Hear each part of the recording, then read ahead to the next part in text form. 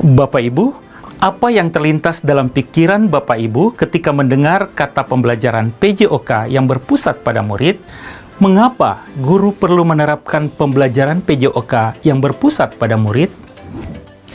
Pembelajaran PJOK yang berpusat pada murid adalah pembelajaran PJOK yang menempatkan murid sebagai subjek aktif dalam proses pembelajaran, yang salah satunya dapat tercapai jika pengajaran PJOK kita sudah efektif. Pada kesempatan kali ini, kita akan sama-sama membahas tentang bagaimana cara menciptakan pembelajaran PJOK yang efektif. Kegiatan pembelajaran dapat dikatakan efektif ketika dapat mencapai tujuan pembelajaran yang diharapkan melalui pengalaman belajar yang bermakna. Ada 4 kriteria pengalaman belajar yang dapat menentukan pembelajaran yang efektif. 1. Pengalaman belajar perlu meningkatkan keterampilan penampilan aktivitas motorik. 2. Pengalaman belajar perlu memaksimalkan aktivitas atau waktu mempraktikkan gerak untuk semua murid sesuai dengan tingkat kemampuannya. 3. Pengalaman belajar perlu sesuai dengan level pengalaman setiap murid. Dan 4. Pengalaman belajar perlu mengintegrasikan tujuan pendidikan dalam ranah psikomotor, afektif, dan kognitif. Mari kita lihat satu persatu.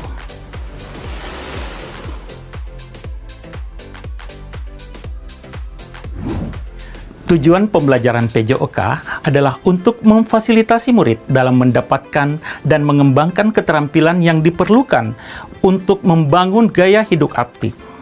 Pembelajaran dapat dikatakan berhasil ketika guru dapat menghantarkan anak dalam mengembangkan keterampilan gerak sebagai unsur sentral dalam pembelajaran PJOK.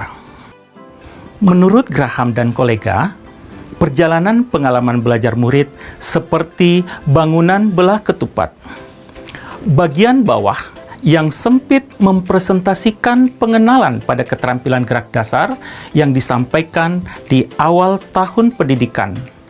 Bagian tengah yang luas mempresentasikan eksplorasi berbagai kemungkinan gerak, lalu bagian atas yang sempit adalah ketika murid sudah dapat mengembangkan keahlian gerak yang menjadi minatnya. Jika Bapak Ibu dapat menerapkan kriteria tersebut dalam melakukan perancangan pembelajaran, maka pelaksanaan pembelajaran akan menjadi lebih terarah.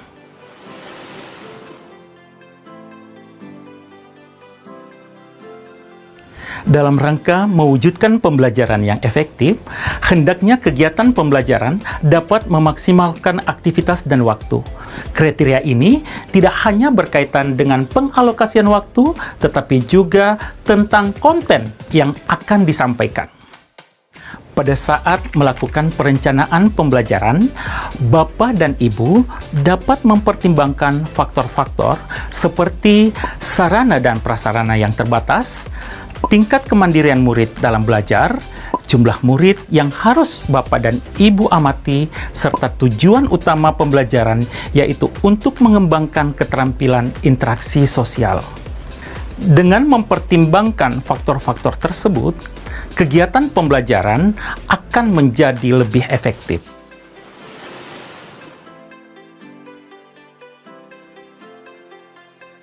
Salah satu cara untuk menciptakan pengalaman belajar yang sesuai dengan level atau kemampuan murid adalah melakukan asesmen awal. Setelah itu, Bapak dan Ibu perlu merencanakan pembelajaran yang disesuaikan dengan hasil asesmen awal tersebut. Pada kriteria inilah pembelajaran terdiferensiasi dilakukan pada pembelajaran PJOK.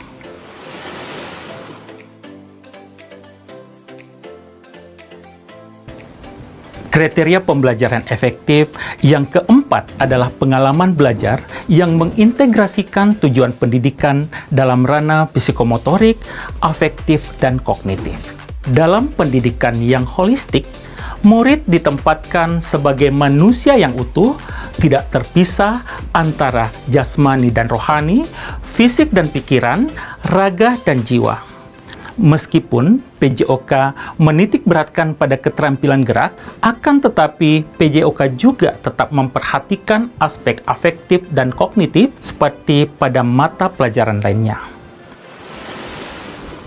Sebagai contoh, pada saat guru memberikan pembelajaran sepak bola, guru juga akan memberi materi konseptual mengenai sepak bola seperti strategi, taktik, dan peraturan yang akan mengasah aspek kognitif murid. Guru juga dapat mengintegrasikan aspek afektif selama kegiatan pembelajaran seperti menanamkan nilai kerjasama, tanggung jawab, fair play, dan sebagainya. Bersama-sama, ketiga ranah ini akan memenuhi kriteria keempat untuk pembelajaran PJOK yang berpusat pada murid. Nah, Bapak Ibu, demikian penjelasan mengenai kriteria pengalaman belajar PJOK yang efektif sebagai salah satu upaya menuju pembelajaran yang berpusat pada murid. Melaksanakan kegiatan pembelajaran PJOK yang berpusat pada murid akan membuat kegiatan pembelajaran berjalan lebih terarah dan menyenangkan, sehingga tujuan pembelajaran yang telah disusun akan dapat dicapai.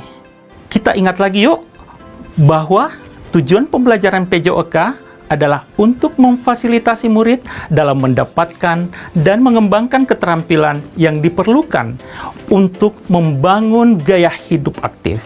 Jadi, setiap pembelajaran yang Bapak dan Ibu rancang perlu selalu kembali pada tujuan tersebut. Semangat Bapak Ibu Guru, selamat berkarya dengan memberikan pengajaran yang terbaik untuk para penerus bangsa.